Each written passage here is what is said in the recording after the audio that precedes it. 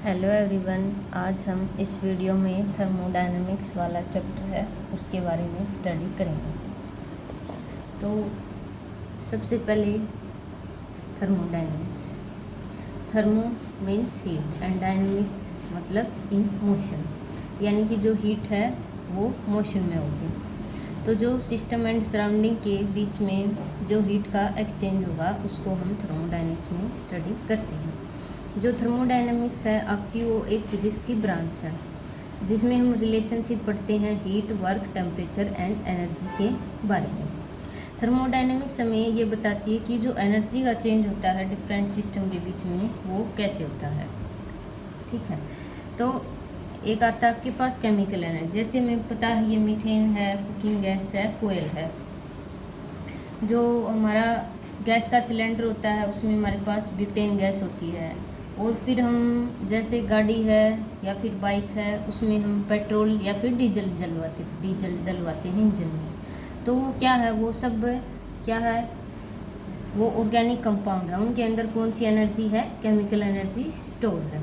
यानी कि cooking gas यानी कि जो हमारे गैस सिलेंडर में मिलती है यानी कि ब्यूटेन गैस। और जो इंजन में डलता है पेट्रोल डीजल वो क्या है, वो भी ऑर्गेनिक कंपाउंड है। उसमें कौन सी एनर्जी है, केमिकल एनर्जी। तो जो केमिकल एनर्जी है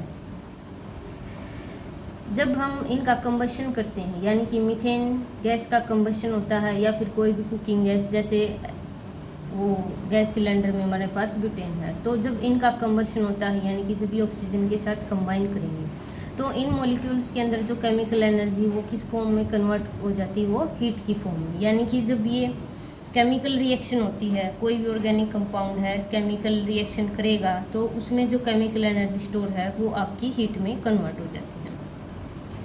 और एक क्या है, केमिकल एनर्जी आपकी मैकेनिकल एनर्जी में कन्वर्ट हो जाए। जैसे जो हमारी गाड़ी चलती है, बाइक चलती है, उसका क्या कारण है, जो हमने उसमें फ्यूल डलवाया है उस फ्यूल में जो केमिकल एनर्जी थी वो मैकेनिकल एनर्जी में कन्वर्ट हो गई। यानी कि हमारी गाड़ी के पहिए अपने आप चलने लग गए, वो है मैकेनिकल एनर्जी। अब है इलेक्ट्रिकल एनर्जी। अब क्या है, जो केमिकल एनर्जी है वो इलेक्ट्रिकल एनर्जी में कन्वर्ट हो गई। वो कैसे होती है, वो गैल्वेनिक सेल के अंदर होता है। हम इलेक्ट्रोकेमिस्ट्री में गैल्वेनिक सेल के बारे में पढ़ते हैं। वहाँ क्या होता है, जो केमिकल एनर्जी है वो इलेक्ट्रिकल एनर्जी में कन्वर्ट हो जाती है। तो थर्मोडायनेमिक्स बेसिकली क्या है, जो वन फॉर्म ऑफ एनर्जी है वो दूसरी फॉर्म में कन्वर्ट हो गई। एक तो क्या पॉसिबिलिटी है, केमिकल एनर्जी आपकी हीट में कन्वर्ट हो जाए, किसके दौरान, केमिकल रिएक्शन हो जब। एक क्या है, केमिकल एनर्जी आपकी मैकेनिकल एनर्जी में कन्वर्ट हो गई। एक क्या है, केमिकल एनर्जी इलेक्ट्रिकल में कन्वर्ट हो गई। तो जो वन फॉर्म ऑफ एनर्जी है वो दूसरी फॉर्म में ट्रांसफ़र हो गई। तो इन सभी चीज़ों के बारे में हम थर्मोडायनेमिक्स में पढ़ते हैं।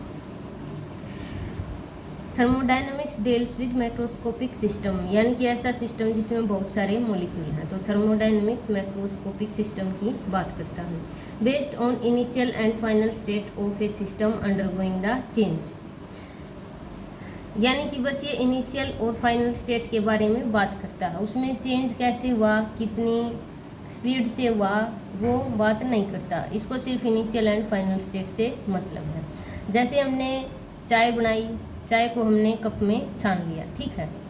अब जब चाय बनी है हमने कप में डाल ली तो उसका तापमान कितना होगा, उसका रूम टेम्परेचर से ज़्यादा होगा। रूम टेम्परेचर हमारा 25 डिग्री सेल्सियस होता है।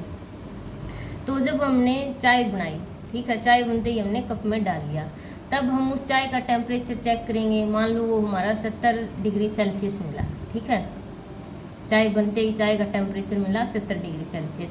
एक तो हम तब माप लेंगे चाय का टेम्परेचर, फिर क्या होगा, धीरे धीरे वो चाय ठंडी हो जाएगी। एक टाइम ऐसा आएगा चाय का टेम्परेचर भी 25 डिग्री हो जाएगा, यानी कि रूम टेम्परेचर। तो हमने सिर्फ चाय का, एक तो चाय बनी तब टेम्परेचर देखना है, और जब वो रूम टेम्परेचर हो गया उसका, यानी कि चाय ठंडी होगी, उसके बाद और ठंडी तो होगी नहीं। यानी कि इनिशियल स्टेट पे टेम्परेचर कितना था वो हमने 70 डिग्री मान लिया, और फाइनल स्टेट पे कितना आ गया, 25 आ गया, ठीक है। तो ये है इनिशियल एंड फाइनल स्टेट। हमने बीच में कुछ नहीं स्टडी किया, चाय कैसे ठंडी हुई, कितनी देर में, वो सब काइनेटिक्स का काम है। हमें सिर्फ इनिशियल एंड फाइनल स्टेट देखनी है, टेम्परेचर कितना था चाय का। Laws of thermodynamics apply only when a system is in equilibrium or moves from one equilibrium state to another equilibrium state. इसका भी यही मतलब है। अब जैसे चाय है, ठीक है, उसका टेम्परेचर माप लिया, फिर चाय ठंडी होगी। अब चाय का टेम्परेचर आ गया 25 डिग्री सेल्सियस। इसका ये मतलब तो है नहीं 25 से भी कम होगा। जो चाय है कुछ टाइम के बाद वो थर्मल इक्विलिब्रियम में आ जाएगी, यानी कि जो जिस रूम में वो चाय रखी गई है उसका टेम्परेचर और चाय का टेम्परेचर एक समान हो जाएंगे, यानी कि दोनों का तापमान 25 डिग्री सेल्सियस हो जाएगा। उसको बोलते हैं हम थर्मल इक्विलिब्रिया, यानी कि इक्विलिब्रिया चेंज होने से पहले या फिर इक्विलिब्रिया की बात करता है। Macroscopic properties like pressure and temperature do not change with time for a system in equilibrium state है। जैसे चाय का कप ठंडा हो गया, उसका टेम्परेचर कितना आ गया, 25 डिग्री सेल्सियस आ गया। अब ये तो है नहीं कि 25 से कम हो जाएगा, यानी कि इक्विलिब्रियम स्टेट पे जब कोई सिस्टम आ जाता है तो उसका प्रेशर है, टेम्परेचर है, चेंज नहीं होता, चाहे 25 पे ही रहेगी और कम नहीं आएगी।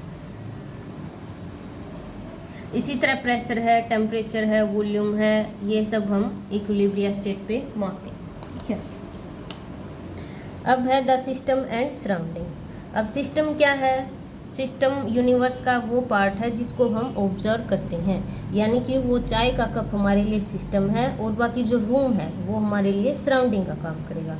वैसे तो ये बोल देते हैं कि सिस्टम के अलावा जो भी यूनिवर्स का हिस्सा है उसको हम सराउंडिंग बोलते हैं, लेकिन जो नियरेस्ट सराउंडिंग होता है जैसे चाय का कप है, ये तो है नहीं कि किसी दूसरी कंट्री का भी इफेक्ट चाय के कप पे पड़ेगा, नहीं।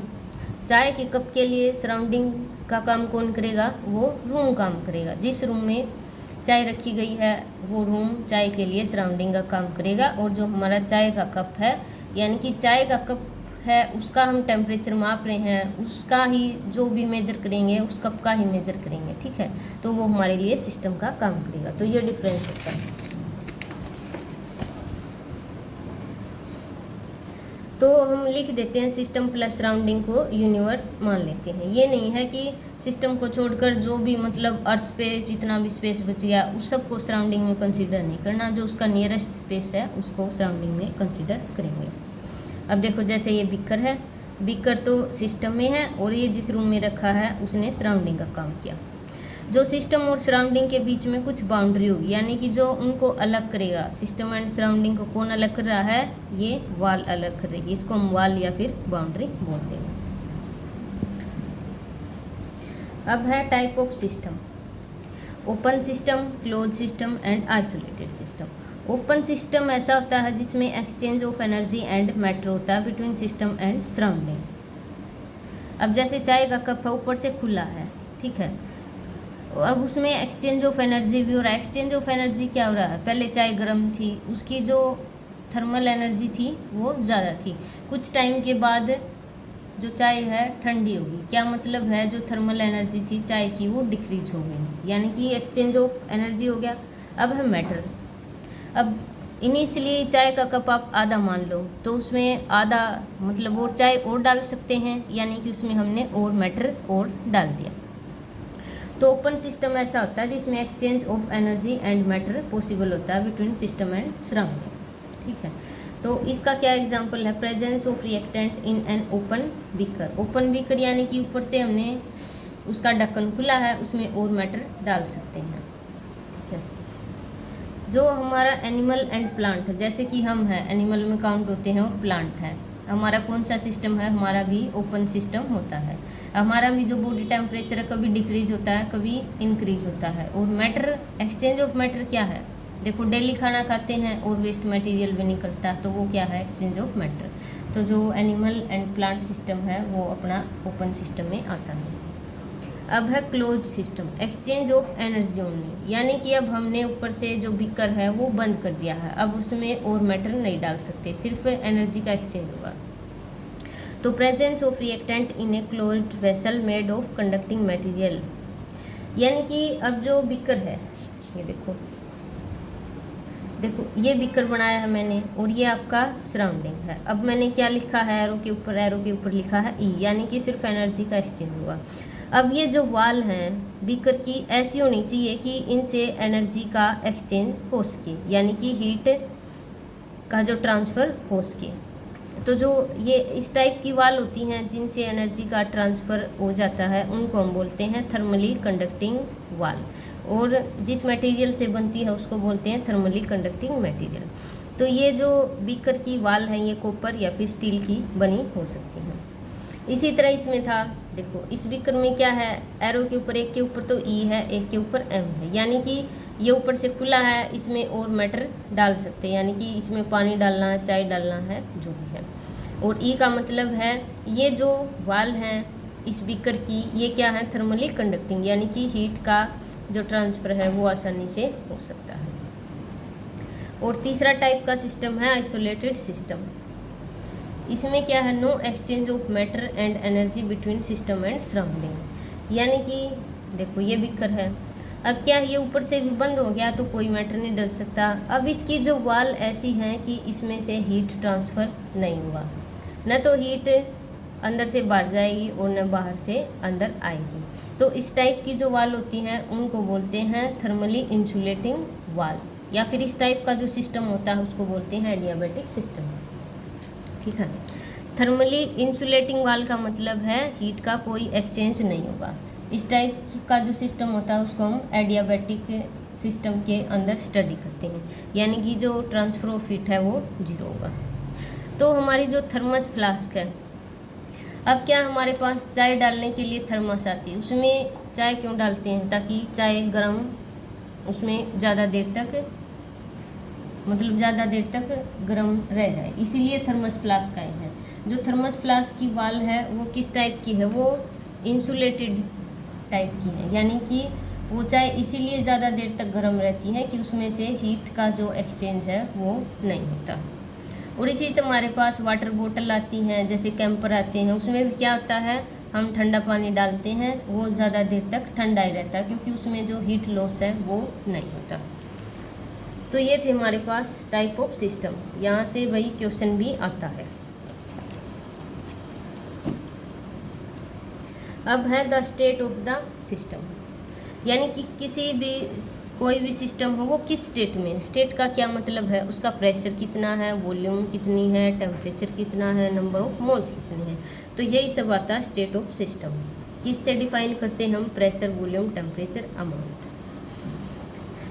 और इन्हीं को हम माइक्रोस्कोपिक प्रॉपर्टीज बोलते हैं। जैसे प्रेशर, वॉल्यूम, टेम्परेचर, ये सारे क्या हैं, स्टेट फंक्शन, सिर्फ इनिशियल और फाइनल स्टेट पर डिपेंड करेंगे। यानी कि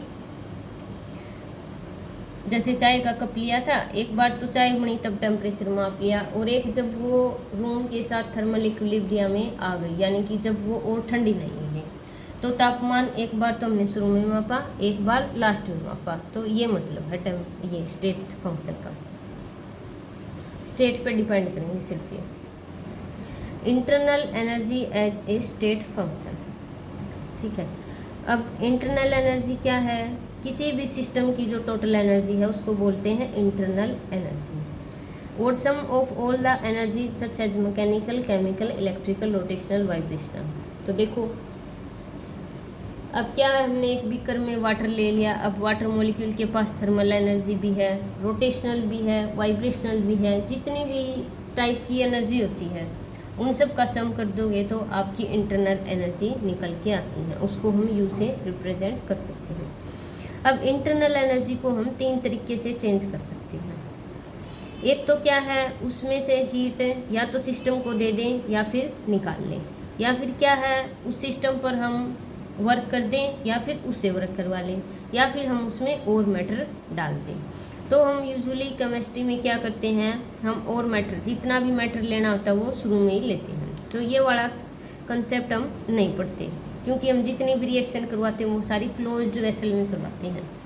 जो रिएक्टेंट की अमाउंट हमने स्टार्टिंग में ले ली वही रखते हैं हम पूरी रिएक्शन के दौरान।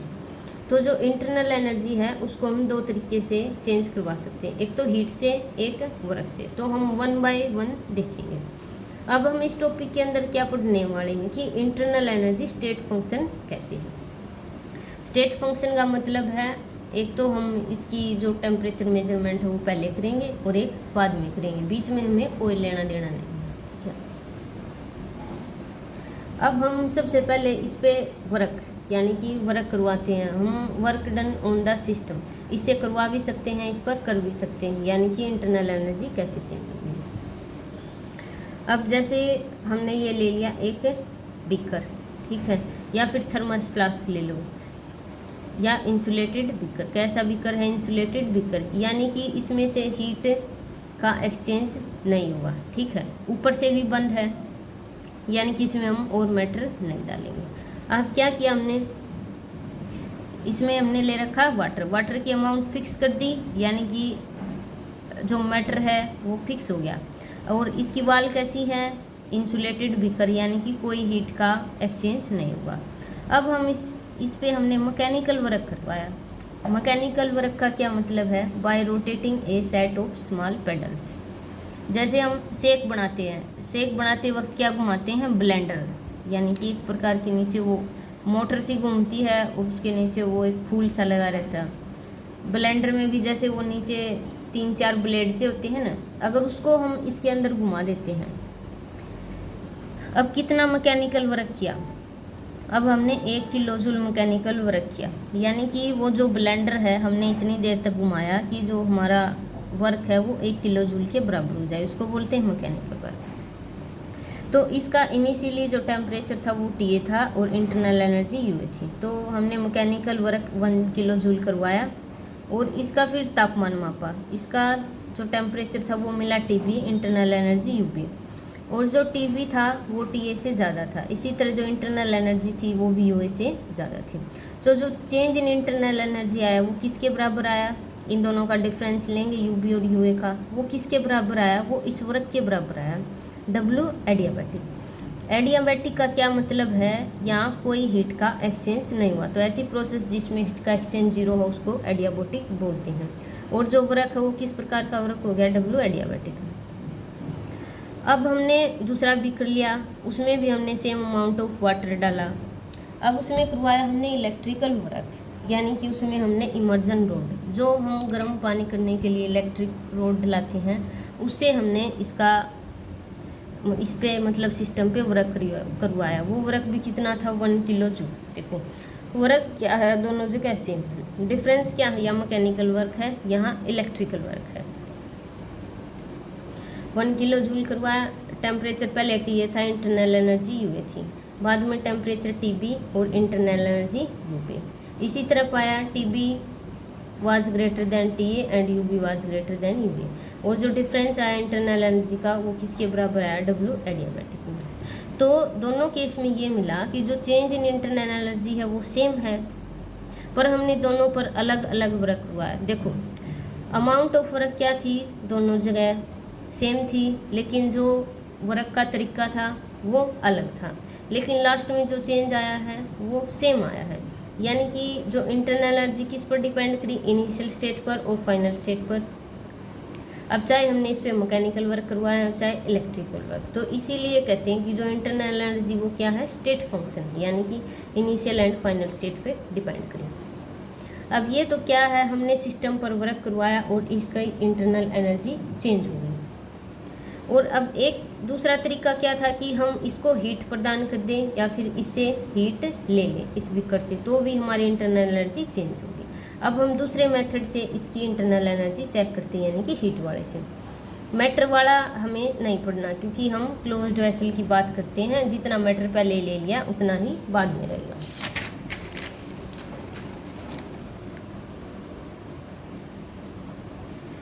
अब है साइन की बात। जो work is done on the system उसको हम लेते हैं पॉजिटिव, यानी कि अब सिस्टम ने खुद काम नहीं किया, हमने उसमें इलेक्ट्रिक रोड डालकर पानी गर्म कर दिया, सिस्टम तो एज इट इज बैठा रहा, काम तो किसने किया है? सराउंडिंग ने किया है। यानी कि ये क्या है? Work is done on the system. एक होता है work is done bye the system, यानी कि वर्क खुद ही काम करें।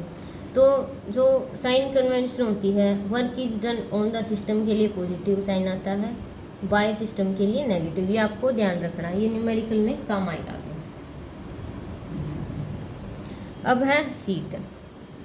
अब क्या है? अब हमने बीकर ले लिया, इसमें वाटर डाल लिया, इसका इनिशियली टेम्परेचर कितना था? TA, internal energy UA। अब कैसी वाल हैं? अब हैं thermally conducting walls made up of copper and vessel. ऊपर से बंद है। अब ये जो वाल है ये है थर्मली कंडक्टिंग वाल्स, यानी कि हीट बाहर से अंदर जा सकती है, अंदर से बाहर जा सकती है। ठीक है, थर्मली कंडक्टिंग वाल मेड अप ऑफ कॉपर या फिर स्टील है। अब हमने इस बीकर को एक हीट रिजर्वायर में रख दिया। हीट रिजर्वायर का क्या मतलब है? मतलब इसका हीट रिजर्वायर का मतलब है इसका जो टेम्परेचर है वो इस बीकर से ज़्यादा है। तो हीट रिजर्वायर का टेम्परेचर है टीपी। हीट रिजर्वायर का टेम्परेचर है टीपी। टीपी क्या है? ज़्यादा है टीए से। तो कुछ टाइम के बाद देखा कि ये जो बीकर में वाटर है इसका टेम्परेचर भी कितना हो गया? टीपी हो गया। और जो चेंज इन इंटरनल एनर्जी आया वो किसके बराबर आया? क्यू के बराबर। अब देखो वॉल्यूम तो कांस्टेंट है। अब जो वर्क का फॉर्मूला आता वो होता हमारे पास पी एक्सटर्नल डेल्टा वी। अब देखो सिंपली क्या है, इस हीट रिजर्वायर में ज़्यादा टेम्परेचर था, ठीक है, यानी कि यहाँ थर्मल एनर्जी ज़्यादा थी। तो कुछ थर्मल एनर्जी इस बीकर के अंदर चली गई। कितनी गई? क्यू अमाउंट ऑफ गई। अब वाटर हमने जैसे इसमें 2 लीटर मान लिया तो बाद में भी 2 लीटर रहेगा। डेल्टा वी क्या होता है? चेंज इन वॉल्यूम होता है। तो डेल्टा वी पहले भी 2 लीटर वाटर था और अब भी 2 लीटर वाटर है। डिफरेंस कितना है कि हीट रिजर्वायर में रखने के बाद इसका टेम्परेचर टीए से ज़्यादा हो गया। वो क्यों हुआ? क्योंकि इसकी थर्मल एनर्जी ज़्यादा है और इसकी कम है। तो कुछ एनर्जी इस हीट रिजर्वायर की इस बीकर में पास हुई। कितनी हुई? क्यों हुई?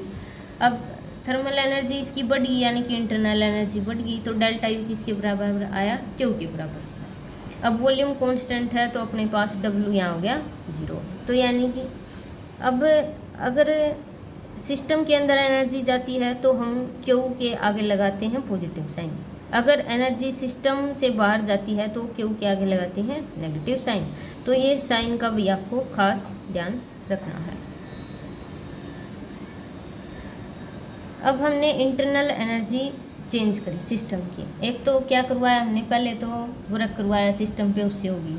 और दूसरा मेथड क्या करवाया हमने? सिंपली हीट का पास, मतलब सिस्टम को हीट दी।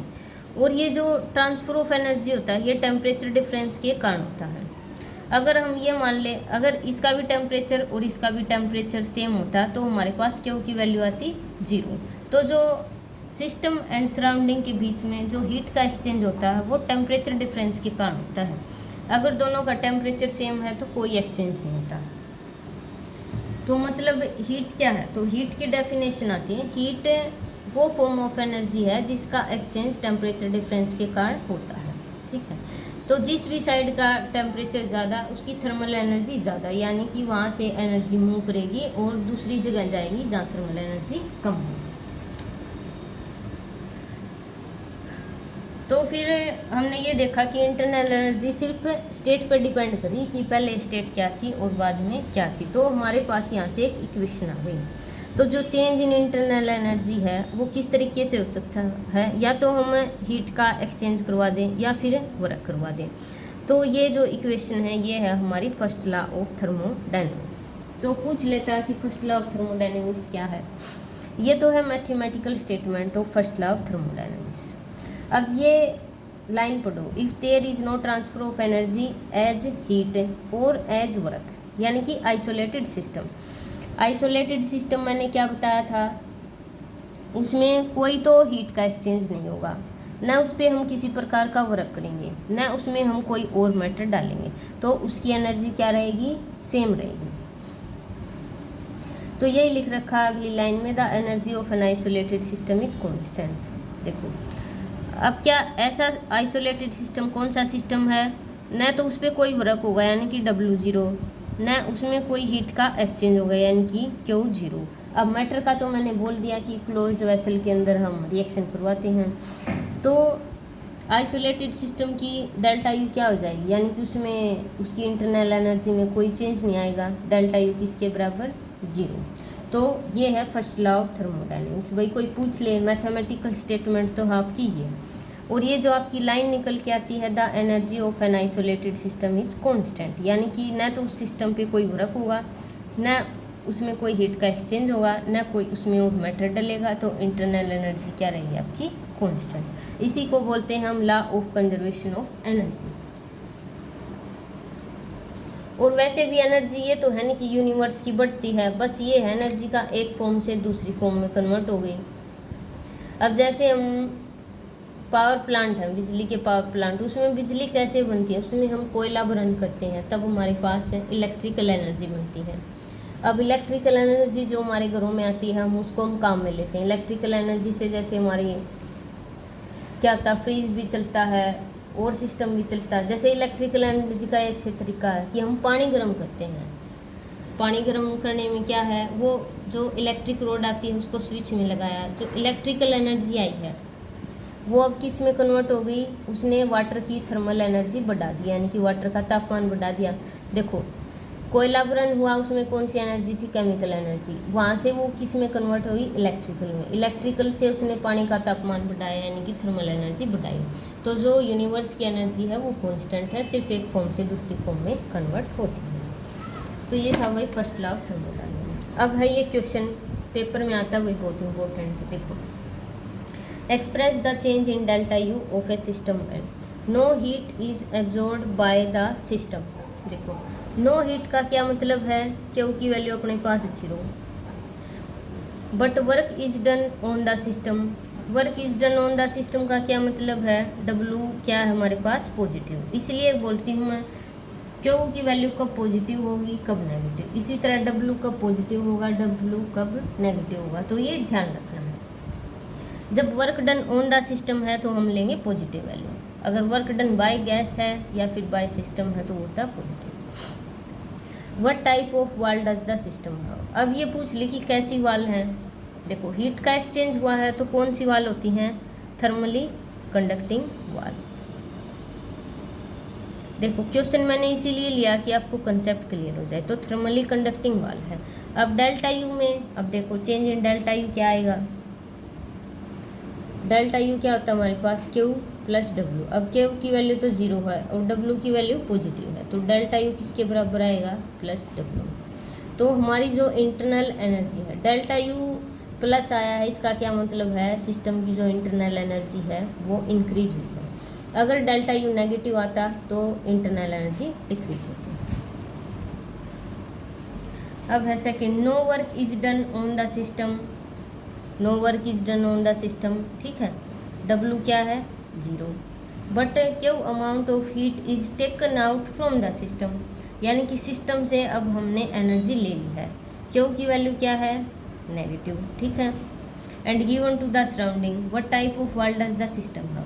अब देखो हीट का एक्सचेंज हुआ तो कैसी वाल होगी अपने पास, थर्मली कंडक्टिंग वाल होगी। और डेल्टा यू अपने पास क्या आएगा, डेल्टा यू तो देखो डब्ल्यू की वैल्यू तो 0 है और क्यू की वैल्यू नेगेटिव, यानी कि माइनस का डैश।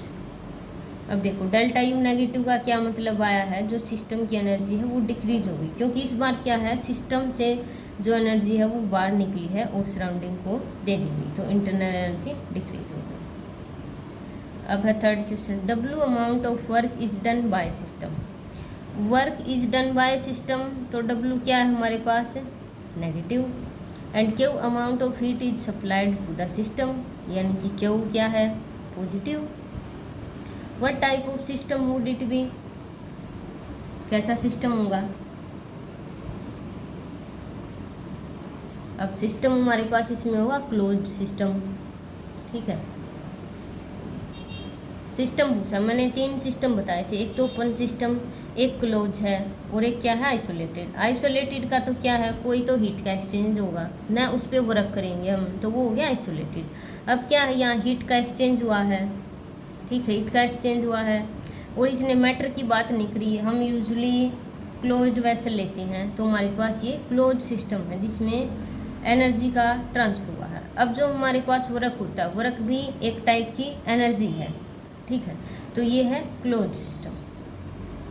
तो मैंने पढ़ाया था कि जो क्लोज सिस्टम है उसमें है ट्रांसफ़र ऑफ एनर्जी। तो ये नहीं है कि सिर्फ जो क्यू है वही एनर्जी है, नहीं, वर्क भी एक प्रकार की एनर्जी है, ठीक है। तो ये है क्लोज सिस्टम। आइसोलेटेड कौन सा होता है, आइसोलेटेड जिस पे हम न तो उसमें से हीट का आदान प्रदान होता, न उस पर हम वर्क करवाते, और वो ऊपर से रहता क्लोज्ड, तो वो हो जाता आइसोलेटेड। तो ये अपने पास क्लोज सिस्टम है और थर्मली कंडक्टिंग वाल्स। अब आ गया वर्क। हम यूजुअली केमिस्ट्री में पीवी वर्क पढ़ते हैं, यानी कि प्रेशर वॉल्यूम वर्क, उसको हम मैकेनिकल वर्क भी बोलते हैं। वर्क कई टाइप का, जैसे इलेक्ट्रिकल एनर्जी है, जैसे हम पानी गर्म करते हैं, वो इलेक्ट्रिकल वर्क है। अब जैसे अब ये देखो सिलेंडर ले लिया, हम मैकेनिकल वर्क की बात करेंगे। अब हमने ये सिलेंडर ले लिया, इसमें 1 मोल ऑफ आइडियल गैस है, और ये उसके ऊपर लगाया पिस्टन, ये देखो पिस्टन है, ये फ्रिक्शनलेस पिस्टन है। फ्रिक्शनलेस का क्या मतलब है, जैसे ही मैं इसको अंदर की तरफ पुश करूँगी तो ये अंदर चला जाएगा, ठीक है। अब क्या करना है, हमने इस गैस को कंप्रेस करना है। जो गैस का प्रेशर है वो है P, और जो बाहर का प्रेशर है वो है P एक्सटर्नल। अब गैस कंप्रेस करवानी है तो जो P एक्सटर्नल है वो P से ज़्यादा होगा। देखो P तो प्रेशर ऑफ द गैस है, VI क्या है, initial volume of the gas है। P एक्सटर्नल जो हम बाहर से लगाएंगे गैस को कंप्रेस करने के लिए, वो ज़्यादा होगा। अब क्या कर दिया, अब मैंने थोड़ा सा फोर्स लगाया, पिस्टन गया अंदर। अब हमने इसको इतना अंदर करना है कि जो गैस ऑफ द प्रेशर है वो P एक्सटर्नल के बराबर हो जाए, यानी कि पिस्टन को तब तक अंदर धकेलते रहेंगे जब तक जो P है वो P एक्सटर्नल के बराबर हो जाए। तो हमने मान लिया इतना मूव कर दिया, यानी कि L डिस्टेंस मूव करने पर जो प्रेशर ऑफ द गैस है वो P एक्सटर्नल के बराबर आ गया। अब हमें तो वर्क फाइंड आउट करना है, ठीक है। और जो इस पिस्टन का एरिया ऑफ क्रॉस सेक्शन है वो है A, और जो पिस्टन कितनी लेंथ कितना मूव करा वो हमने मान लिया L।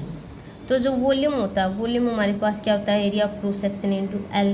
हमें तो वॉल्यूम चेंज पढ़ना है, यानी कि कितना वॉल्यूम, पहले गैस की इतनी वॉल्यूम थी, अब इतनी वॉल्यूम रह गई, तो वॉल्यूम चेंज कितना आएगा, A इंटू L, किसके बराबर हो जाएगा, इन दोनों की प्रोडक्ट करेंगे, यानी कि इस L की और इसका एरिया ऑफ क्रॉस सेक्शन लेंगे तो हमारे पास आ जाएगा डेल्टा V। डेल्टा V क्या होता है, V final minus V initial, यानी कि वॉल्यूम ऑफ गैस बाद में कितनी थी माइनस वॉल्यूम ऑफ गैस, यानी कि स्टार्टिंग में कितनी थी, तो वॉल्यूम का डिफरेंस है VF माइनस V इनिशियल। अब प्रेशर क्या होता है, फोर्स अपॉन एरिया, फोर्स निकालेंगे P एक्सटर्नल इंटू E है। अब जो वर्क डन है, अब क्या है, हमने सिस्टम पर वर्क किया है तो हम work done on the system calculate करेंगे। तो वर्क क्या होता है, फोर्स इंटू डिस्टेंस है, ठीक है। अब फोर्स की कितनी वैल्यू है, P एक्सटर्नल इंटू A है, और डिस्टेंस यानी कि कितना मूव किया, L मूव किया। देखो पहले पिस्टन यहाँ था, अब पिस्टन यहाँ है, तो ये जो डिफरेंस है यहाँ तक का और यहाँ तक का, ये क्या आया, L आया। तो ये आ गया अपने पास work done minus P external delta V। अब देखो ये माइनस का निशान कहीं ऊपर था, नहीं था, ये मैंने अपने आप लगाया है, मैंने नहीं लगाया, ये पीछे से साइंटिस्टों ने लगाया है, क्योंकि अगर नेगेटिव का साइन लगा देते हैं तभी हमारी जो वैल्यू होती हैं वो असली आती है। मतलब यही है प्रैक्टिकल में, जब हम नेगेटिव का निशान लगाएंगे ना इस फॉर्मूले में तो हमारी वैल्यू सही आएगी जो आनी चाहिए। अब देखो मैंने क्या बताया था, जो work done on the system है वो क्या होता है, पॉजिटिव होता है। अब जैसे फॉर्मूला तो यह आ गया वर्क डन का minus P external delta V। अब डेल्टा V पॉजिटिव है या फिर नेगेटिव। अब देखो शुरू में वॉल्यूम ज़्यादा थी और बाद में कम हो गई, और डेल्टा V क्या होता है, V फाइनल माइनस इनिशियल, ये वैल्यू कम है ये ज़्यादा है, तो डेल्टा V क्या आया, नेगेटिव आया, और एक नेगेटिव का साइन बार है, तो ओवरऑल जो work done on the system वो क्या आया, पॉजिटिव आया। तो ये जो साइन है ये ऐसे ही नहीं लगाया गया, इस साइन से हमारी जो वैल्यू है वो सही आती है जो आनी चाहिए। तो work done on the gas वो पॉजिटिव आता है। पॉजिटिव क्यों आता है, क्योंकि वर्क डन जब हम सिस्टम पे वर्क करेंगे, देखिए पिस्टन था इसको हमने अंदर धकेल दिया, यानी कि हमने सिस्टम पर वर्क किया है, तो गैस होती है कंप्रेस होगी तो डेल्टा V आएगा नेगेटिव, एक नेगेटिव तो बाहर पहले था और डेल्टा V नेगेटिव आ गया, तो इसीलिए work done on the system होएगा पॉजिटिव। और एक होता है work done by gas. Work done by gas का क्या मतलब है, ये गैस है, ये गैस अपने आप एक्सपेंड हो जाएगी। अब इतनी वॉल्यूम है, एक्सपेंड होगी तो इसकी वॉल्यूम ज़्यादा हो जाएगी, तो डेल्टा V क्या हो जाएगा उस केस में, पॉजिटिव। पॉजिटिव होगा तो जब आप वर्क निकालोगे तो एक नेगेटिव बार है, अब की बार डेल्टा भी पॉजिटिव आया है तो ओवरऑल जो वर्क आएगा वो पॉजिटिव आएगा। तो इस साइन का भी हमें ध्यान रखना है कि work done on the system हमेशा पॉजिटिव होगा, work done by system negative होगा। और ये है आपका ग्राफ प्रेशर और वॉल्यूम का। अब ये जो कंप्रेशन था ये हमने एक स्टेप में करवा दिया, यानी कि जो प्रेशर था वो हमारा सेम रहा।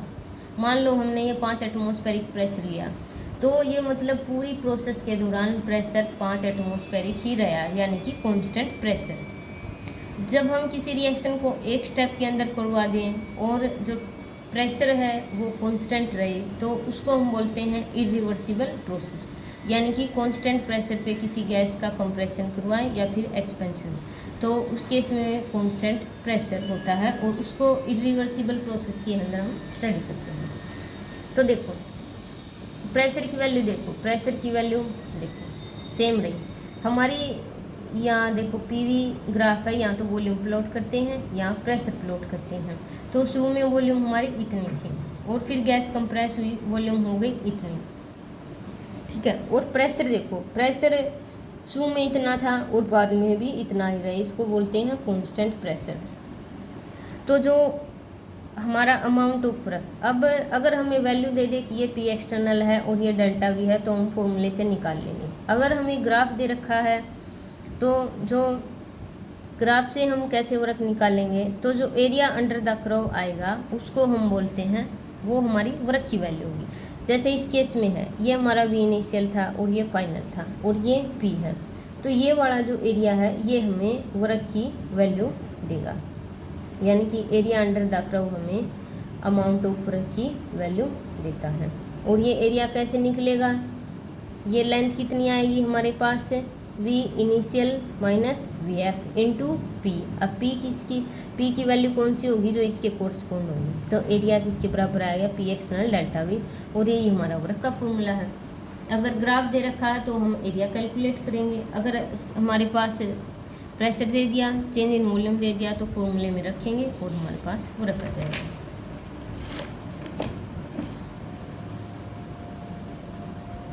अब देखो ये हमारे पास वर्क का फॉर्मूला आएगा minus P external delta we. ये फॉर्मूला भाई याद रखना है, ये नहीं बोलना है, ठीक है। अब डेल्टा वी हम अगर एक्सपेंशन हुआ तो पॉजिटिव आएगा और एक्सपेंशन का वर्क पॉजिटिव। अगर कंप्रेशन हुआ, कंप्रेशन यानी कि work done on the gas होगा तो डेल्टा वी नेगेटिव आएगा और ऑल वर्क पॉजिटिव आएगा। तो ये सब मैंने लिख रखा है, आप पढ़ लेना। अब एक दूसरा केस है, if P is not constant at every stage of compression but change in number of finite steps, work done on gas will be summed over all the steps and will be equal to this. अब क्या, जो पिछला expansion करवाया देखो ये था पिछला, अब क्या था इसमें पी एक्सटर्नल कांस्टेंट रहा, देखो ये पिस्टन पे जो प्रेशर था ये हमने सेम रखा। अब क्या है, इसकी वैल्यू चेंज करते हैं। देखो शुरू में हमारे पास इतनी वॉल्यूम है, ठीक है, ये वी इनिशियल है और ये वी फाइनल है, यानी कि हमने गैस का कंप्रेशन ही करवाया है। अब शुरू में तो हमने इतना प्रेशर अप्लाई कर दिया, मान लो ये 1 है, ये 2 है, ये 3 है। शुरू में हमने अप्लाई कर दिया प्रेशर 1 एटमॉस्फेरिक, ठीक है, तो वर्क कितना आएगा, ये 1 एटमॉस्फेरिक कब तक रहा, इतनी वॉल्यूम से इतनी वॉल्यूम तक रहा, तो जो वर्क कितना आएगा ये डेल्टा वी निकालेंगे और इसको 1 से मल्टीप्लाई करेंगे। फिर क्या, फिर हमने प्रेशर बढ़ा दिया, मतलब हमारी वॉल्यूम इतनी हो गई थी, फिर हमने प्रेशर कर दिया 2 एटमॉस्फेरिक, यानी कि जब वॉल्यूम से यहाँ पहुँची तब प्रेशर कितना था, 2 एटमॉस्फेरिक था। तो इस दौरान जो वर्क आया, इस दौरान तो ये वर्क आया ना, ये कैसे निकलेगा, ये डेल्टा वी इंटू में 2, क्योंकि प्रेशर तो 2 है। अब क्या कर दिया, जब वॉल्यूम इतनी से इतनी गई, देखो इतनी से इतनी गई, तो हमने प्रेशर कर दिया इतना, ये मान लो अपने पास 2.5 है, तो अब क्या हो गया, ये वर्क आएगा। ये वर्क कैसे निकलेगा, डेल्टा वी, ये जो डेल्टा वी है इंटू में 2.5 है। अब क्या किया, जब वॉल्यूम इतनी आ गई, इतने से इतनी पे किया तो प्रेशर हमने बढ़ा दिया 3 एटमॉस्फेरिक है, तो अपने पास वर्क आया ये वर्क कैसे आएगा, डेल्टा वी इंटू 3, तो जब हमारे पास प्रेशर कांस्टेंट नहीं होता, हम मतलब जो स्टेप होते हैं वो फाइनाइट है, यानी कि हमने 1 2 3 4 यानी कि 4 स्टेप में कंप्रेशन करवाया, यानी कि कंप्रेशन वहाँ तो सिर्फ एक स्टेप में करवा दिया, यहाँ कितने स्टेप में करवाया, 4 स्टेप में करवाया, और प्रेशर चारों स्टेप में अलग अलग था। तो हम वर्क कैसे करेंगे, मतलब सभी स्टेप का जो वर्क है वो जोड़ देंगे, यही मैंने लिख रखा है, समेशन ऑफ ऑल। अब एक तीसरा केस आता है, if pressure is not constant but change during the process such that it is always infinitesimally greater than the pressure of gas, then at each stage of compression the volume decrease by. अब ये ऐसा case है। अब मैंने ऊपर क्या किया कि 4 स्टेप में कंप्रेशन किया था, अब यहाँ कंप्रेशन ऐसा है कि स्टेप का पता ही नहीं कितने स्टेप है, ठीक है। हर बार प्रेशर है बिल्कुल माइन्यूट अमाउंट से चेंज करेंगे, यानी कि इनफाइनाइट स्टेप होंगे, और इस टाइप की प्रोसेस को बोलते हैं इरिवर्सिबल प्रोसेस। तो इस टाइप के केस में क्या होगा, मतलब रिवर्सिबल प्रोसेस होगी, और जो वर्क निकालते हैं वो कैसे निकलेगा, ये अपने पास एक्सटर्नल प्रेशर है। और देखो अब जैसे ये बीकर ले लिया, ठीक है, अब हमें क्या है, इसका कंप्रेशन करवाना है, इसके अंदर ले ली गैस, ठीक है। मान लो इस गैस का प्रेशर 5 एटमॉस्फेरिक प्रेशर, मतलब इस बीकर के अंदर जो गैस है इसका प्रेशर 5। अब हमें इसको कंप्रेस करवाना है, तो कंप्रेस करवाने के लिए जो बार का प्रेशर है वो 5 से ज़्यादा होना चाहिए, ठीक है। अब हमने कितना ले लिया, इसको ले लिया 5.00001, इतना प्रेशर ले लिया बार का, 5 से तो ज़्यादा है, गैस कंप्रेस होगी, कितनी होगी पर बिल्कुल थोड़ी सी होगी, ठीक है। नेक्स्ट स्टेप में क्या करेंगे, हमने प्रेशर ले लिया 5.00002 ले लिया, देखो अब भी प्रेशर कितना है, अभी थोड़ा हाई ज़्यादा है, थोड़ी ही गैस एक्सपेंड होगी बिल्कुल, इसीलिए लिखा टीवी। तो जब हमारे पास इनफाइनाइट स्टेप आ जाते हैं, यानी कि हर स्टेप पे जो सिस्टम है वो सराउंडिंग के साथ इक्विलिब्रियम में रहेगा, इनफाइनाइट स्टेप होंगे, और जो गैस का प्रेशर होगा और जो बार का प्रेशर होगा उसमें बस बिल्कुल माइन्यूट सा डिफरेंस होगा, जिसको हम बोलते हैं इनफाइनाइट स्मॉल, ये लिख रखा है इनफाइनाइट स्मॉल। तो उस केस में वर्क कैसे निकालते हैं, तो उस टाइप की जो प्रोसेस होगी उसको बोल देंगे रिवर्सिबल प्रोसेस, और जो फॉर्मूला आता है वो आता है, हम करेंगे integration P external D V V initial to V final, और नेगेटिव का निशान मैंने बताया था, ये तो हम लेते हैं। अब देखो जो पी एक्सटर्नल होगा हर स्टेप पर, ये पी इंटरनल क्या है, ये गैस का प्रेशर है। अब मैंने क्या बताया था कि कंप्रेशन करवाना, कंप्रेशन में क्या है, बार का प्रेशर ज़्यादा होना चाहिए। अगर गैस का प्रेशर 5 है तो बार का प्रेशर 5.0001 समथिंग, यानी कि डीपी की वैल्यू बहुत स्मॉल है। इसी तरह अगर मैं एक्सपेंशन करवाना है, एक्सपेंशन में क्या है, अब जैसे ये गैस है, इसका 5 एटमॉस्फेरिक प्रेशर है, इसका हमें एक्सपेंशन करवाना है। एक्सपेंड कब करेगी, जब बार का प्रेशर कम होगा। अगर गैस का 5 है तो बार का कितना होना चाहिए, 4.99999, देखो इतना प्रेशर, देखो 5 और इस वैल्यू में क्या कोई ज़्यादा डिफरेंस है, नहीं, डिफरेंस नहीं है। ये जो डीपी है बिल्कुल ये नेगलेक्ट करने लायक होता है, यानी कि बात ये है रिवर्सिबल प्रोसेस में हमारे पास इनफाइनाइट तो स्टेप होंगे, और जो एक्सटर्नल होगा वो पी इंटरनल से स्लाइटली लेस हो सकता है, स्लाइटली मोर हो सकता है, वो डिपेंड करेगा कंप्रेशन है या फिर एक्सपेंशन है। इस टाइप की प्रोसेस को बोलते हैं रिवर्सिबल प्रोसेस, और हर स्टेप पे जो सिस्टम है और सराउंडिंग है वो इक्विलिब्रियम में रहेंगे। तो देखो इस टाइप की जो प्रोसेस है उसके लिए हमारे पास ये ग्राफ आता है। देखो मैंने 3 टाइप की पढ़ाई आपको शुरू में तो बताया था, कांस्टेंट एक्सटर्नल प्रेशर, जिसमें प्रेशर वाली वैल्यू ये लाइन थी, कांस्टेंट थी। उसके बाद मैंने बताया कि 4 स्टेप में करवाया हुआ ऐसे झिकझैक था। अब ये आ गया रिवर्सिबल। अब क्या है, प्रेशर देखो धीरे धीरे चेंज हो रहा है। शुरू में हमारे पास इतनी वॉल्यूम थी, इतना प्रेशर सा, देखो ये बेसिकली गैस का ही प्रेशर होता है, क्योंकि मैंने बताया था कि जो बार का प्रेशर और गैस का प्रेशर थोड़ा सा ही डिफरेंस है, +- dp का है। तो शुरू में इतनी वॉल्यूम थी और गैस का प्रेशर इतना था। अब देखो अगले स्टेप में थोड़ा आ गए, थोड़ा प्रेशर बढ़ा, थोड़ा आ गए, थोड़ा बढ़ा, थोड़ा आ गए, थोड़ा बढ़ा, तो यानी कि इनफाइनाइट स्टेप होंगे और हर बार जो डिफरेंस होगा प्रेशर का वो बहुत कम होगा। सिस्टम एंड सराउंडिंग इक्विलिब्रियम में चलते रहेंगे। तो इस टाइप की रिएक्शन के लिए बहुत वक्त लगता है। तो V initial to V final चले तो गए हम, लेकिन इनफाइनाइट स्टेप होंगे और ज़्यादा टाइम लगेगा। और जो वर्क रहेगा, अब देखो डब्ल्यू रिवर्सिबल है क्योंकि रिवर्सिबल प्रोसेस है। पी एक्सटर्नल डी वी है। पी एक्सटर्नल की वैल्यू मैंने क्या बताई थी, P internal plus minus D P D V. अब हम इसको जब मल्टीप्लाई करेंगे तो जो डी पी डी वी है वो बहुत ही स्मॉल होता है। Since D P D V very small है तो इसको नेग्लेक्ट कर देंगे। क्या बचेगा हमारे पास, P internal into D V. ये पी इंटरनल क्या है, गैस का प्रेशर है। अब हमने आइडियल गैस ले ली, तो आइडियल गैस की इक्वेशन क्या होती है, P V is equal to N R T होती है। यहाँ से प्रेशर की वॉल्यूम निकालेंगे तो N R T by V आएगी। तो इस प्रेशर की जगह हमने लिख दिया N R T by V है। डी वी बाई वी का इंटीग्रेशन करोगे तो एल एन वी, नेचुरल में बदलोगे तो -2.303। तो देखो भाई ये फॉर्मूले आते हैं। ये वैसे तो डेरिवेशन कोई नहीं पूछता, पर मैंने ये सिर्फ इसलिए बताया है कि क्या तो रिवर्सिबल है, जो एक्सटर्नल प्रेशर है वो गैस का ही क्यों लेते हैं, क्योंकि थोड़ा हाई डिफरेंस होता है पी एक्सटर्नल और गैस के प्रेशर में। तो यहाँ से भाई क्वेश्चन आते हैं। ये क्या है, रिवर्सिबल आइसोथर्मल प्रोसेस है। यानी कि देखो रिवर्सिबल का क्या मतलब है, प्रेशर इज नॉट कांस्टेंट, और आइसोथर्मल का मतलब है टेम्परेचर कांस्टेंट है। तो जो वर्क का फॉर्मूला आता है वो आता है हमारे पास ये। अगर वॉल्यूम की टर्म में स्टडी करेंगे तो आएगा -2.303 NRT log V2 by V1, यानी कि V फाइनल अपॉन V1।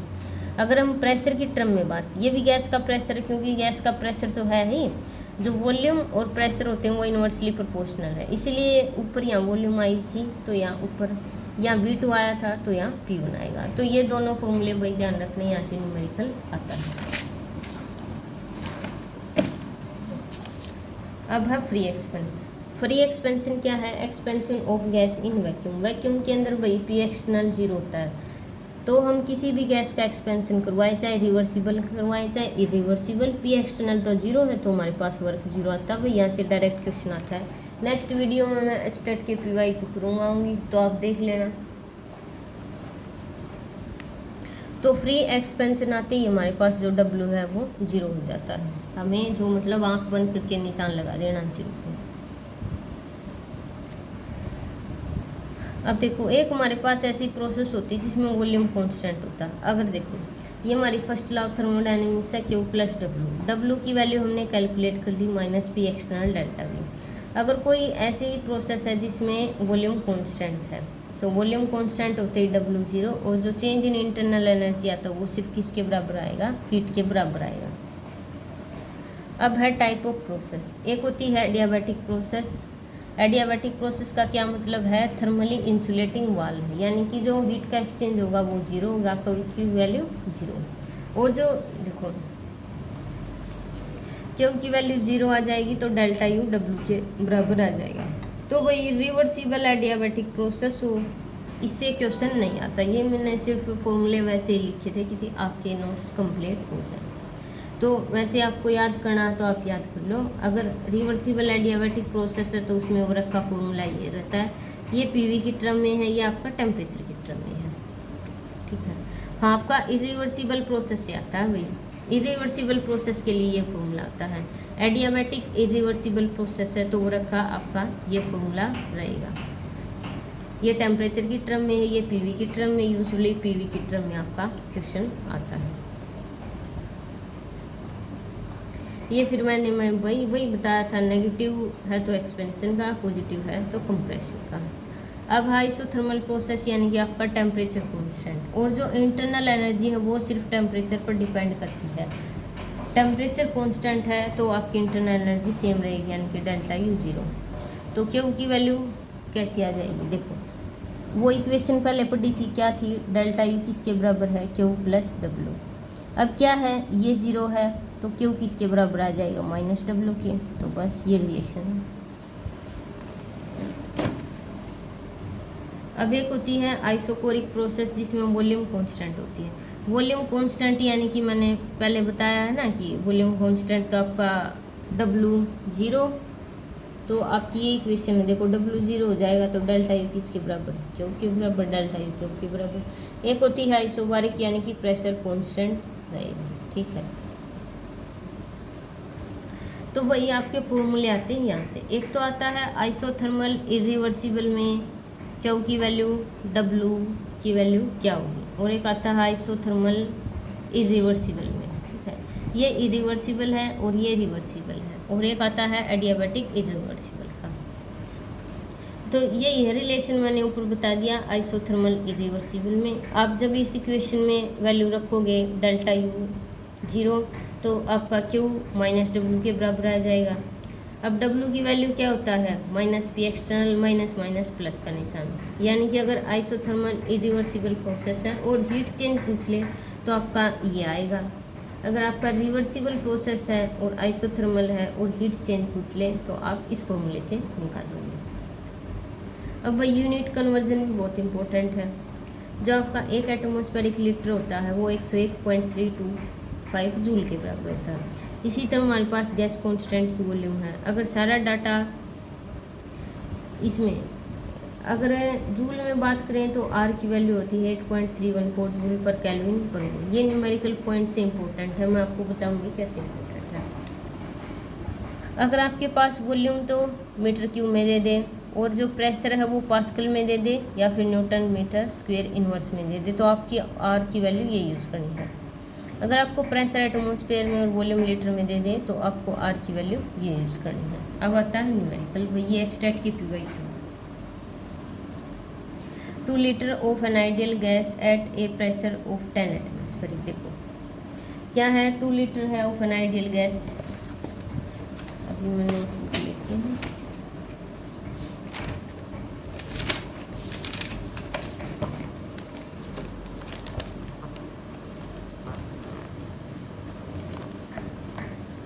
ये देखो क्या ले रखा, 2 litre of an ideal gas, यानी कि इसकी हमें दे दी वॉल्यूम कितनी है, 2 लीटर है।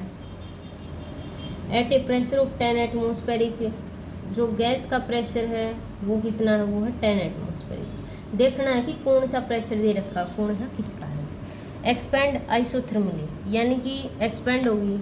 एक्सपेंड का क्या मतलब है, ये पिस्टन ऊपर मूव करेगा, तो देखो ऊपर मूव करेगा तो, और बाद में कितनी होगी, 10 लीटर होगी। 10 लीटर होगी तो ये देखो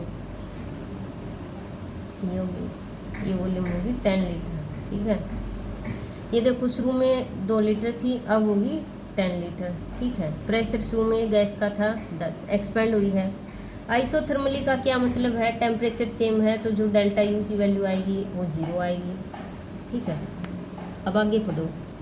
एट 25 डिग्री सेल्सियस, यानी कि टेम्परेचर कितना, 25 डिग्री, यानी कि रूम टेम्परेचर पे हम ये रिएक्शन करवा रहे हैं। Into A vacuum until its volume is 10 liter, how much heat is absorbed and how much work is done in the expansion। अब वैक्यूम है, वैक्यूम का क्या मतलब होता है, मैंने वैक्यूम का बताया था। पी एक्सटर्नल कितना है, 0 है। पी एक्सटर्नल आते ही हमारा वर्क 0 हो जाता है, आँख बंद करके निशान लगाना है। तो डब्ल्यू की वैल्यू हमारे पास क्या हो जाएगी, 0 हो जाएगी। अब आओ अपनी इक्वेशन पे, डेल्टा यू क्या है, क्यू प्लस डब्ल्यू है। डेल्टा यू 0 है, डब्ल्यू 0 है, तो ये क्यू कितना होगा, क्यू भी 0 हो जाएगा। अब देखो ये देखो डेल्टा यू 0 है, अब आप इस क्यू को इस साइड लाओगे क्या हो जाएगा, माइनस डब्ल्यू, ठीक है। अब डब्ल्यू की वैल्यू 0 आई है तो क्यू भी तो 0 हो गया।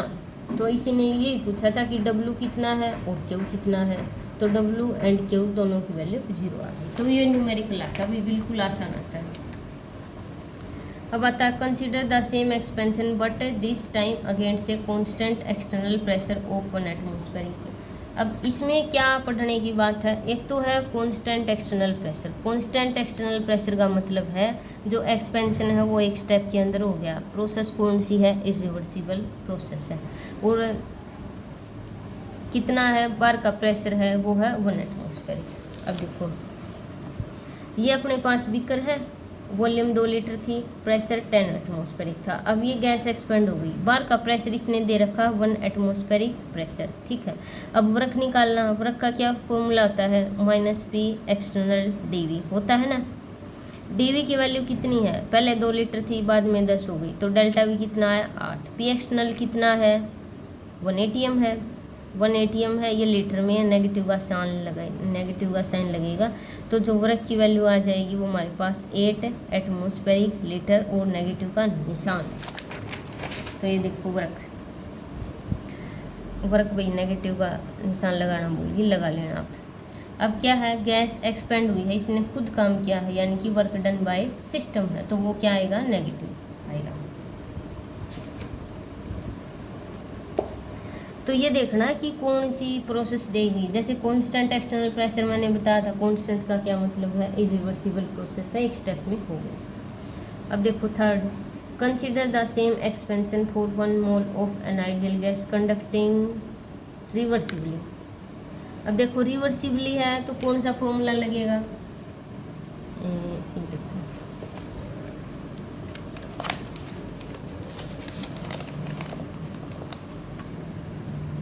देखो आपका जो W होता है किसका, रिवर्सिबल का, ठीक है, -2.303 nRT log V2/V1, ठीक है।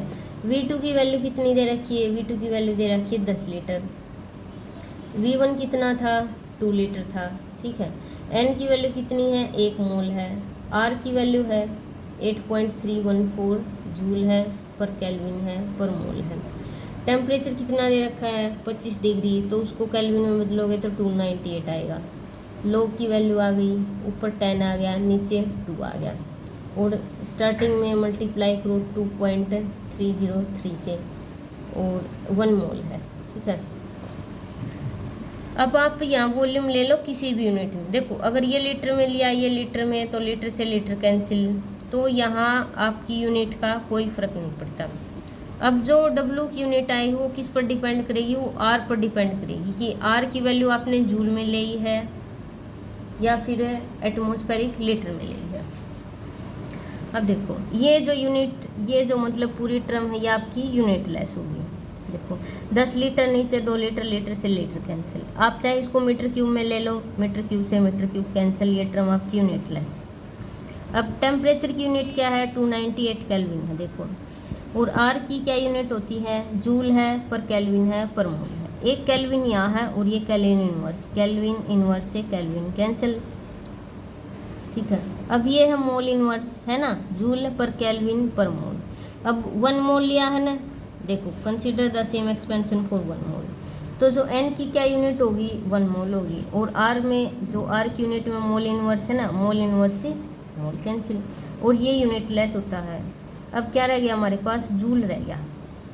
अगर हमने R की वैल्यू 8.314 जूल पर केल्विन पर मोल लिया है, तो जो हमारे पास लास्ट में वर्क आएगा उसकी क्या यूनिट निकल के आएगी, जूल निकल के आएगी। तो वॉल्यूम किस में ली है हमने, कोई फ़र्क नहीं पड़ता, R की यूनिट क्या ली है उस पर बात है, जो R की यूनिट होगी वही W की यूनिट होगी। तो ऐसे हमें क्वेश्चन सोल्व करना है कि पहले तो ये देखना रिवर्सिबल प्रोसेस है, ये पेपर वाले ने दे दिया। अब इसमें ना तो P एक्सटर्नल देखना, P एक्सटर्नल क्या देखना, वो तो गैस का प्रेशर ही होता है, पर उसे हमें कोई लेना देना नहीं, यहाँ इसने सीधी वॉल्यूम दे दी तो वॉल्यूम लिख देंगे।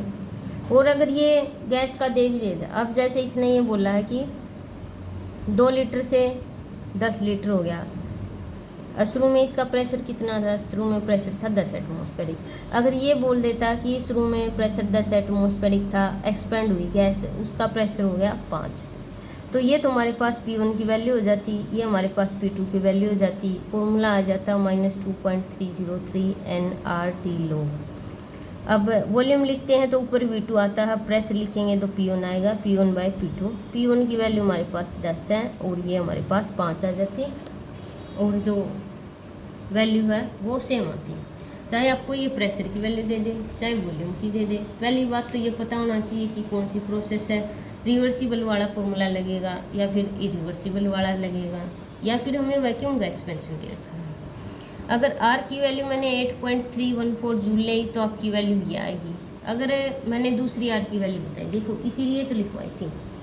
अगर आर की वैल्यू हम एटमॉस्फेरिक लीटर में आते हैं तो आपका आंसर आ जाता है ये 39.60। ठीक है भाई, ये क्वेश्चन बहुत इंपॉर्टेंट था। ये सिर्फ यही समझाने के लिए लिया था कि एक्सपेंशन आपका किस किस टाइप का आता है, कैसे न्यूमेरिकल सोल्व करते हैं। तो आपका जब भी रिवर्सिबल का क्वेश्चन आएगा तो ये अपनी गैस की दोनों वॉल्यूम दे देगा, एक तो एक्सपेंशन से पहले की, एक एक्सपेंशन के बाद में।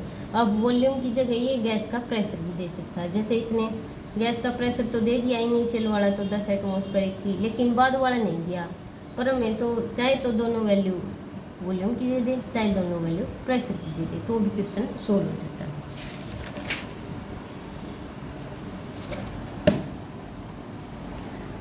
अब भाई ये क्वेश्चन यहाँ से आता है, बिल्कुल इसको तो छोड़ना ही मत, चाहे समझ में आए या ना आए, सारे एग्जाम्पल याद कर लो। स्टेट फंक्शन क्या होता है और एक होता है पाथ फंक्शन प्रॉपर्टीज।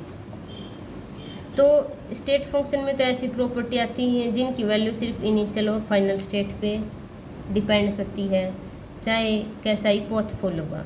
तो इसमें आती है प्रेशर, वॉल्यूम, टेम्परेचर, जी, एस, एच। एच क्या है? एंथैल्पी है, ये है heat absorbed eight constant pressure, ये आपकी एंट्रोपी है, ये आपकी गिव्स फ्री एनर्जी है। टेम्परेचर है, वॉल्यूम है, प्रेशर है। और एक होती है आपकी पाथ फंक्शन प्रॉपर्टीज, ऐसी प्रॉपर्टीज जो पाथ पर डिपेंड करती है, यानी कि वर्क एंड हीट है।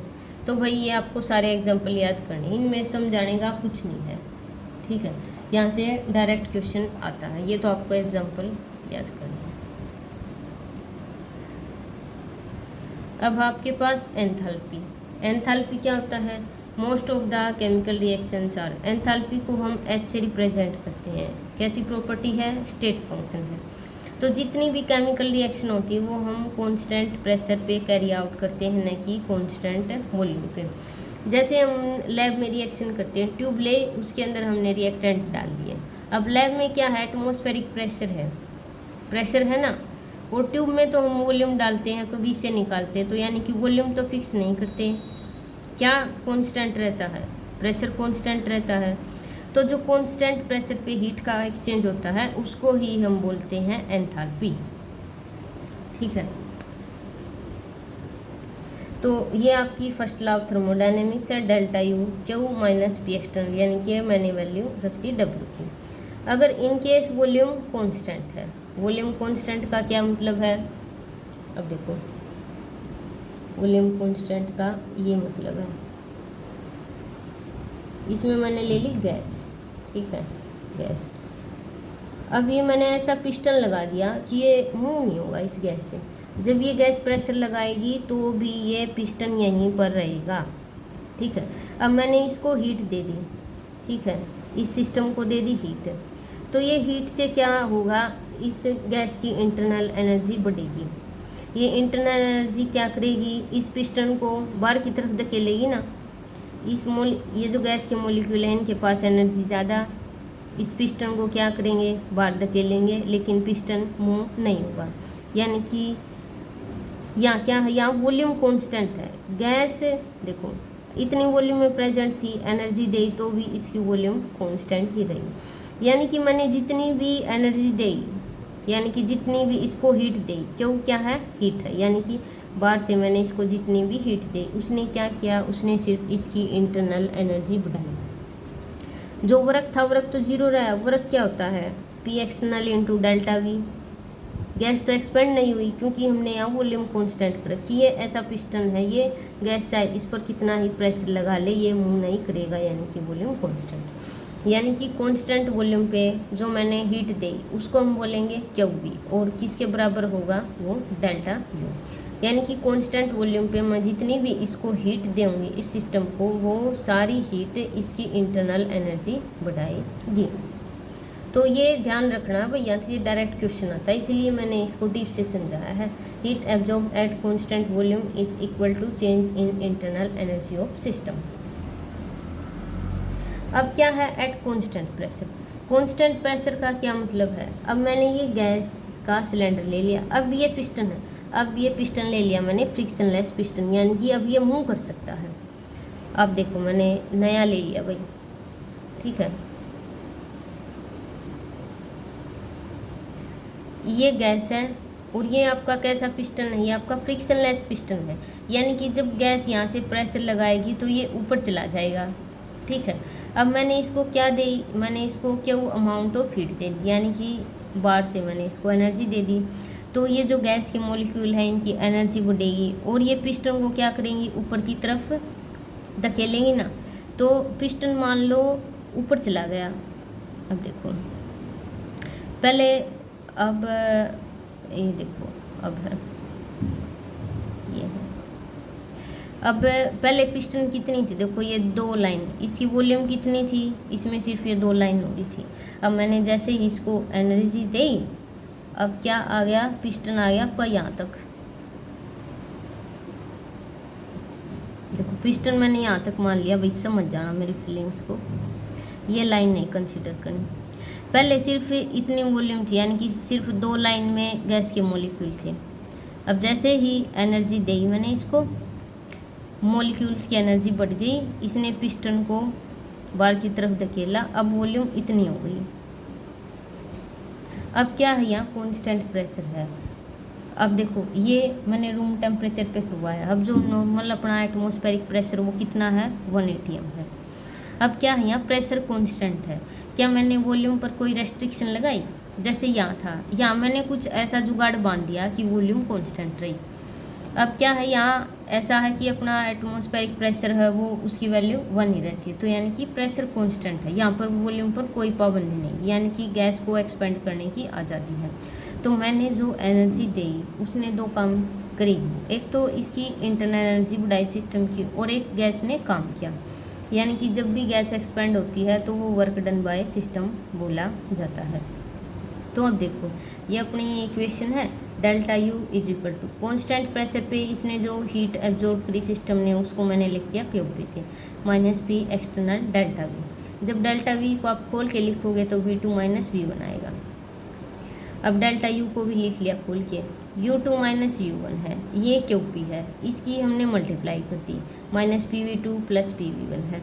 अब इसको कुछ इस तरह से अरेंज कर लिया, क्यू पी को हम एक साइड ले आए, और जो इनिशियल स्टेट थी यानी कि जो U1 है और P1 है, हमने इसको कंबाइन कर लिया, मतलब एक ब्रैकेट में लिख लिया U2 और PV2 को, यानी कि इनिशियल स्टेट को एक में और फाइनल को एक में लिख लिया। तो हमारे पास जो U प्लस PV होता है ना, उसी को हम बोलते हैं एंथैल्पी। जो U प्लस PV होता है उसको हम बोलते हैं एंथैल्पी। इसका मतलब है टू वार्म और हीट कंटेंट। तो ये जो U2 प्लस PV2 है, इसकी जगह हम लिख देंगे H2 और इसकी जगह लिख देंगे H1। तो जो H2 माइनस H1 आया किसके बराबर आया, QP के बराबर आया। यानी कि H2 माइनस H1 क्या है, चेंज इन एंथैल्पी, किसके बराबर है, QP। तो वही देखो यहाँ से डायरेक्ट क्वेश्चन आता है, इसीलिए बता रही हूँ। ये कंसेप्ट समझ में आ गया तो आपको जो आगे गिब्स फ्री एनर्जी का कंसेप्ट आएगा, एंट्रोपी आएगी, वो आसानी से समझ में आ जाएगा। तो जो कांस्टेंट प्रेशर पे सिस्टम हीट एब्जॉर्ब करता है वो एक्चुअली में क्या होता है, वो चेंज इन एंथैल्पी के बराबर होता है। तो आप यहाँ से देख लो, अब ये है, ये इसकी डेफिनेशन। ये एंथैल्पी है, स्टेट फंक्शन है, मैंने बताया था H स्टेट फंक्शन है, तो डेल्टा H भी स्टेट फंक्शन रहेगा, और क्यू पी अपने पास जो क्यू होता है, क्यू तो है अपने पास पाथ फंक्शन, और लेकिन क्यू पी किसके बराबर है, डेल्टा H स्टेट फंक्शन है तो क्यू पी। अगर अकेला क्यू आ जाए तो पाथ फंक्शन है, अगर क्यू पी आ जाए तो आपके पास स्टेट फंक्शन है।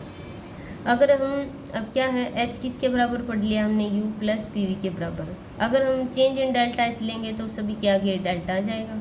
तो देखो delta H delta U plus delta PV। अब क्या है, प्रेशर कांस्टेंट रखा है, प्रेशर कांस्टेंट रखा है तो P तो कांस्टेंट है, ये डेल्टा किसके आगे आएगा, इसके आएगा। तो भाई यहाँ से ये डायरेक्ट इक्वेशन भी पूछी जाती है और इस पर न्यूमेरिकल भी आता है। तो भाई ये इक्वेशन नहीं भूलनी है आपको, डेल्टा H किसके बराबर रहता है, delta U plus P delta V।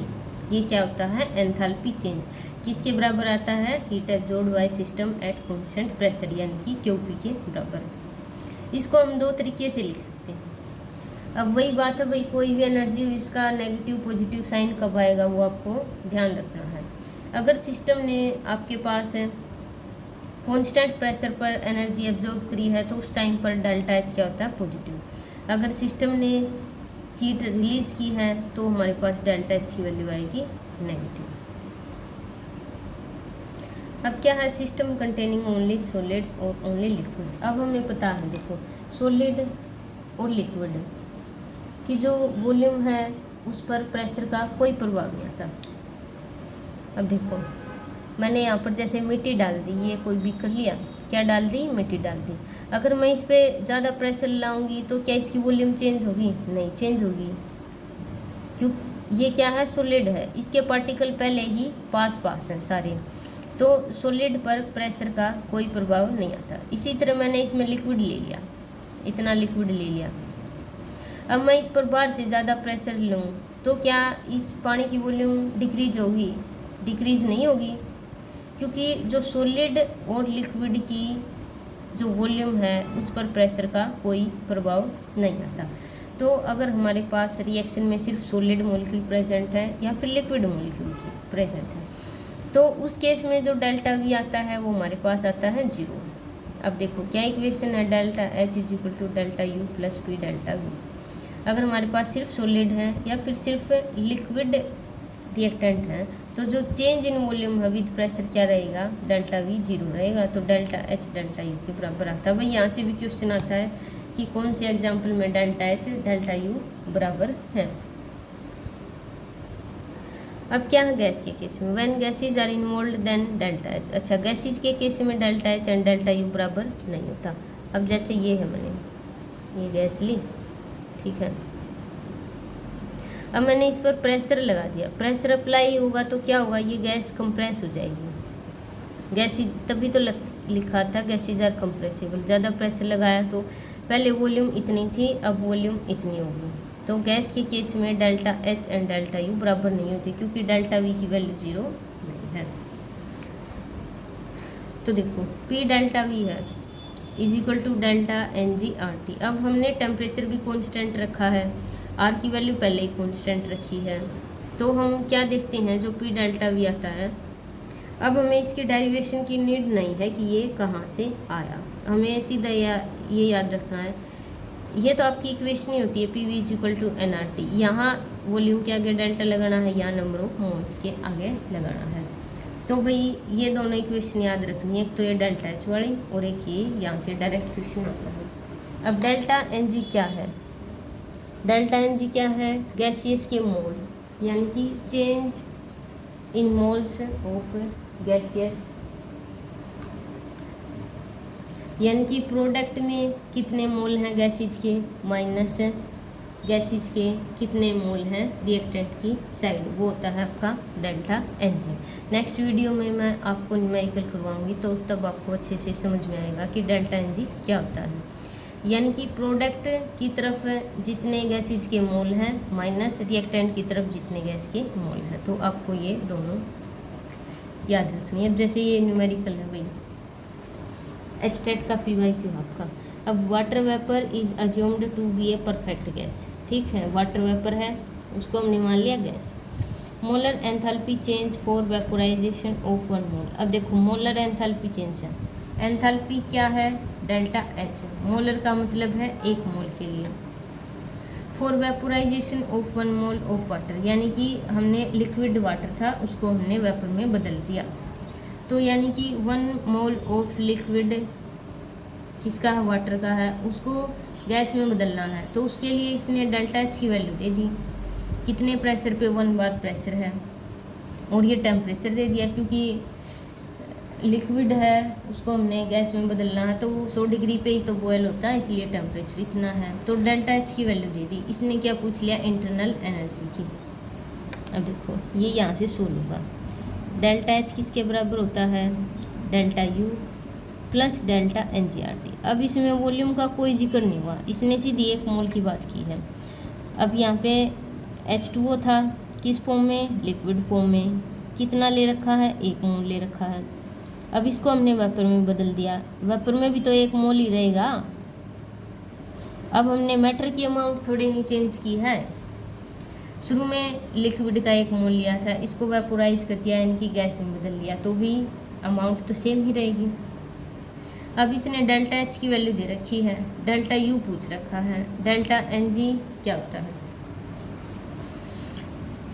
अब देखो डेल्टा एन जी होता है प्रोडक्ट की साइड गैस के कितने मोल हैं, 1 मोल है ना, 1 मोल। और रिएक्टेंट में कितना है, रिएक्टेंट में तो कोई भी गैस नहीं है, तो डेल्टा एन जी की वैल्यू आ गई हमारे पास 1। तो ऐसे कैलकुलेट करते हैं।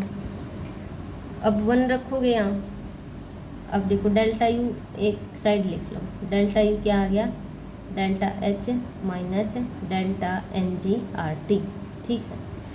अब डेल्टा एच की वैल्यू दे रखी किलो जूल पर मोल, किलो जूल में नहीं लेना, इसको हम जूल में कन्वर्ट करेंगे तो इसकी 1000 से मल्टीप्लाई करेंगे तो 41,000 हो जाएगा। ये वैल्यू जूल की आ गई। डेल्टा एन जी की वैल्यू क्या आ गई, हमारे पास आ गई 1 मोल। आर की वैल्यू कितनी है, 8.314 है, जूल पर केल्विन पर मोल है। टेम्परेचर कितना है, 100 डिग्री सेल्सियस है। इसको केल्विन में बदलेंगे तो इसमें 273 ऐड कर देंगे यानी कि 373 केल्विन। अब यूनिट देखो आप, आर की यूनिट में पर मोल होता है, ये देखो पर मोल से मोल कैंसिल, यहाँ केल्विन यूनिवर्स है, यहाँ केल्विन है तो केल्विन से केल्विन कैंसिल। अब देखो एनर्जी में से एनर्जी ही माइनस हो सकती है, टेम्परेचर में से टेम्परेचर। अब इसमें से अगर मेरे को ये माइनस करना है तो दोनों की यूनिट सेम होनी चाहिए। अब इसकी वैल्यू क्या है, देखो ये 41 किलो जूल है पर मोल है, ठीक है। अब हमें भी यहाँ ये कैंसिल नहीं करना था, ये 1 ही लेना था, ठीक है, वहाँ 1 लेना है, ये डेल्टा एन जी है।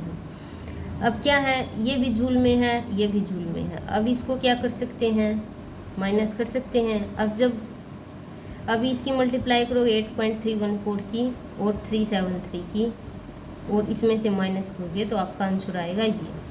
आपका जो आंसर आएगा वो आएगा जूल में, उसको आप 1000 से मल्टीप्लाई करोगे तो आपका ये आंसर आएगा। तो इस तरह था भाई, ये एक्सट्रैक्ट का PYQ है। डेल्टा एच की वैल्यू दे रखी थी, डेल्टा यू की पूछ रखी थी, डेल्टा एन जी हमें इस तरह कैलकुलेट करना होता है।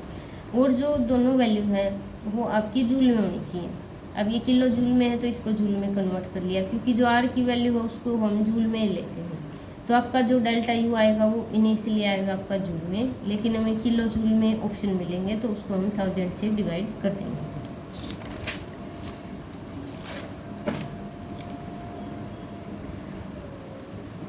अब है भाई एक्सटेंसिव एंड इंटेंसिव प्रॉपर्टी। यहाँ से भी एक क्वेश्चन पक्का है, आप चाहे समझो या फिर रटा मारो, ये एग्जाम्पल आपको भूलनी नहीं है, एक क्वेश्चन जरूर आता है। अब है extensive property. It is a property whose value depend on the quantity और size of matter present in the system, यानी कि ऐसी प्रॉपर्टी जिनकी वैल्यू अमाउंट और साइज पर डिपेंड करती है, जैसे मास है, वॉल्यूम है, internal energy, enthalpy and heat capacity.